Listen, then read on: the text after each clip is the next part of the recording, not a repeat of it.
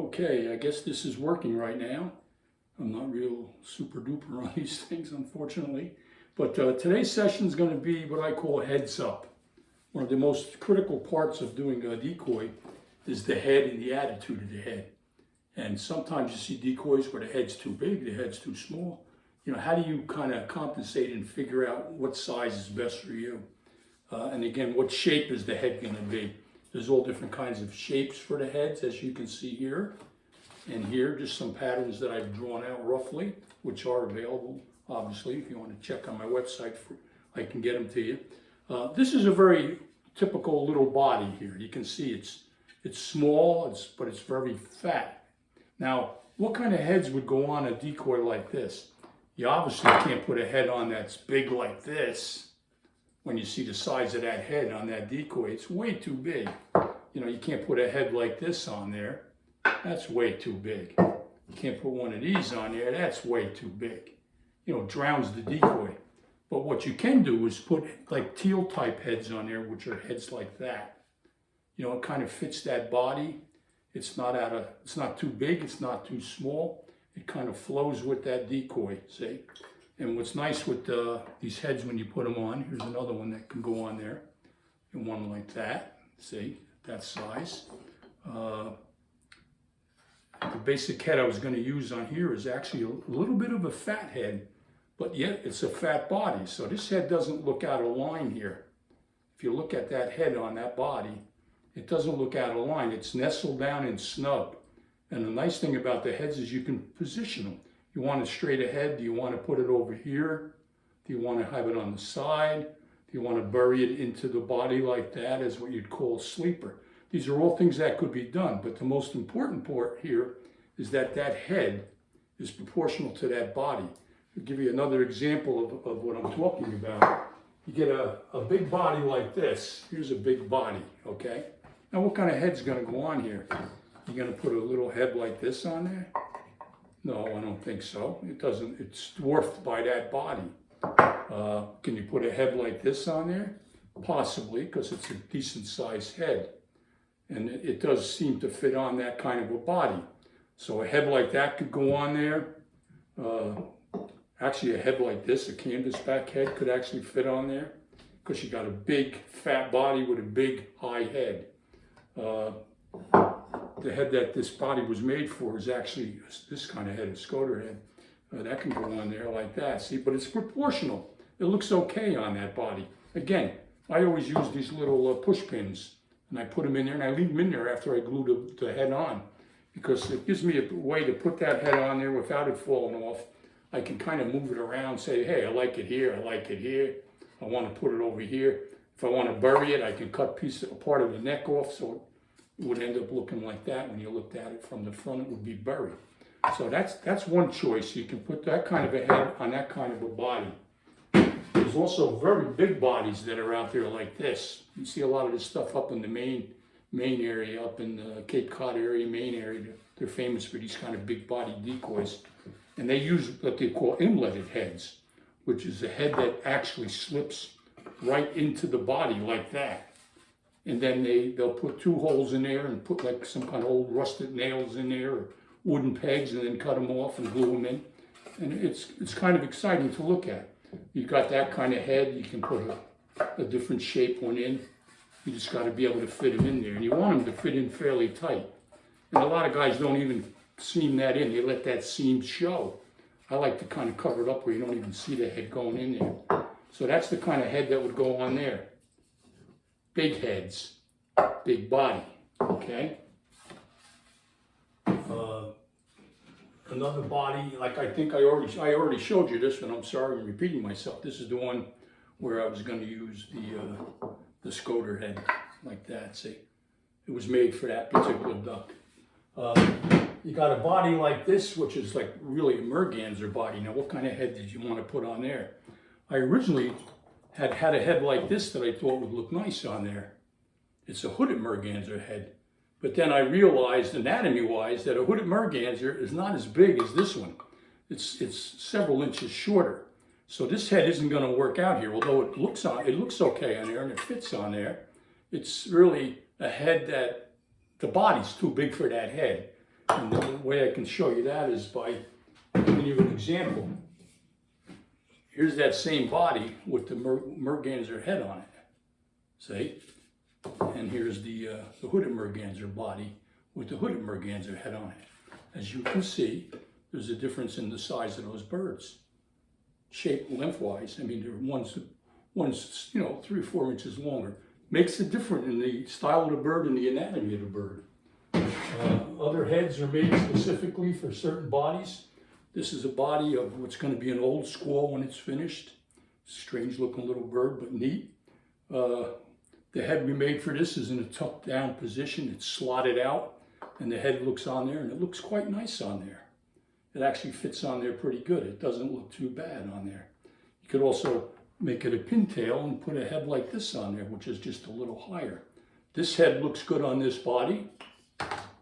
This head looks good on the body. It's a matter of preference. But again, don't let the body overwhelm the head. Don't let the head overwhelm the body. So that's just a point to bring out there. You got some decoy bodies that are kind of short and stubby, kind of fat. What kind of head do you put on there? Well, you put maybe a scalp or a ringneck head on there. See how that head looks on there? It doesn't overwhelm that body. It fits perfectly. It blends. It sort of flows with the bird. Again, you can reposition it to see where you want it. Then glue it in place, putty around the neck or shave it down to match. I can almost make those things look seamless after you put putty around them because your finger's curved. You put the head on, you put glue on there, some of it ooze out, you just clean it off with your hands. And then you get the putty and you run your finger around there because your finger's curved. So you end up curving that line around that decoy and you can literally make it disappear. So that's a head that could go on there. What other head could go on there? Well, here's another one that's pretty similar. It's a redhead head. It's just a little different shape than the ringneck, very similar, but it's more rounded in the back, as you can see, than this one is. So you have that option on a bird like that. On that short little fat bird I showed you before, this guy, you got a few different options there. What if you wanted to make it a coot or a grebe? You can actually put a very high head on there. Now that's a long, narrow head, but contrary to opinion, it doesn't look bad on that fat little body because you're adding dimension to it. You're putting some height. So what you're compensating for with here, you're balancing it out by having the height on the head over here. So that's one alternative you have on a head like that. I just like putting this fat little ruddy head on here. I think that looks cool because it's nestled down. Although most of my ruddies, the heads aren't quite that big. An example of that would be right here. Here's one of my ruddies. And you can see the body's fat. The head's not quite as fat as this one is, but it's still a decent sized head. But it looks okay on this body, and this one also looks okay on this body. Another head you could put on there is what's known as a buffle head. That's another little bird. So, I mean, body-wise, it's about the same size, see, lengthwise. Just as fat, a little different shape to it. But this buffle head, you can actually put the buffle head on here too, and it won't look out of sorts. The buffle heads have these fat, cheeky little heads. I don't know if I have one here on the table to show you, but maybe something like this one here would go on there. See, just short, chunky little head fitted on there. But the buffle head is a fat little head. The ruddy is a fat little head, and both of them could go on that body. But again, you could also take and put the grebe's head on there. See, you can put this kind of a head on there. Pop it up in the air. So there's a lot of different things you can do with the ducks and the decoy bodies. You always got to be careful of dimension. Like look at this. This is a longer body. This is a brant. See how long that body is and tapered that body is? But look at that head. It swoops out and forward like a swimming position. And what's nice about that is that all flows. It flows right on down through that body. Very important. It's what I call the attitude of the bird. The head has it. That's why I say, when I say heads up, I mean it's heads up. You want to be heads up when you get these things into final position to make that bird look just the way you want it to really look.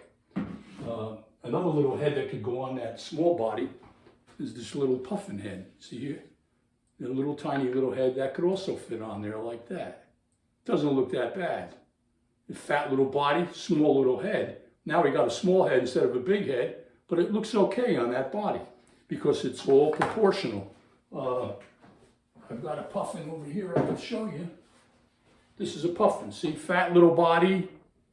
This head's a little bigger than this one, obviously, but still, you can get the idea. You know, it works. Maybe this one has to be a little more elongated, but there's a puffin with a fat body. I use the same body for buffalo heads, puffins, and grebes. It makes it easy on me. I got one body, I can put 3 different heads on to create a look I'm looking for. So that's just a little tutorial. Now, on a big duck like this, you can also put on there heads like this, which are, you know, canvasback heads. See how that head is big? But it doesn't dwarf that body. It looks okay on that body. You got that one here. This one here is a little lower in height, but it looks okay on that body. That's the same body I use for the Skoder, but I could use that for this. Here's a perfect example of a canvasback. You can see. I mean, look at the size of that body and look at the size of that head. They're big heads, and you, like I said, you can't put them on a small body. Again, everything's got to be in proportion, anatomically correct to make your decoy look the way you really want it to look. So that's just a little bit of a lesson there. And again, when you get these heads, you can shape them out with different kinds of tools. You know, right off the bandsaw, they're going to look like that, very square. After you carve them down a little bit, they're going to be more roughed out and look somewhat like this. And then, of course, you get them to the sanding stage, they'll look something like this. And you can use all kinds of knives, different size blades that come from X-Acto for cutting out the angles and all that are on those birds. And one important thing I want to stress when it comes to, you know, starting from scratch with these things, you're dealing with sharp tools, you're dealing with drill presses that are spinning, you're dealing with bandsaws that are flying up and down, you're dealing with sanders that are moving in a different direction. And you got to be very careful when you do those things. I always say, wear safety glasses when you do those things. Maybe even wear these cut-proof gloves. And by all means, keep some kind of mask on. Because the dust that's generated is incredible. Fine dust, sawdust, wood chips, they fly all over the place. So just be careful when you work on things like that. Protect yourself. You want to protect your lungs. You want to protect your hands. You want to protect your eyes with the glasses. I mean, I've had heads on a bandsaw, and I mean on a sander, and going like that, and the thing would catch, and boom, the head would fly back, hit me right in the head. So you got to be very careful. The bandsaw, the blades come, it could check on you, catch, you know, pull your hand forward, or you know, the blade could snap and start whipping around through there because now it's just loose. The drill press, the wood chips fly all over the place. Just be careful when you do those things. I would appreciate that. I mean, it's a great hobby to have.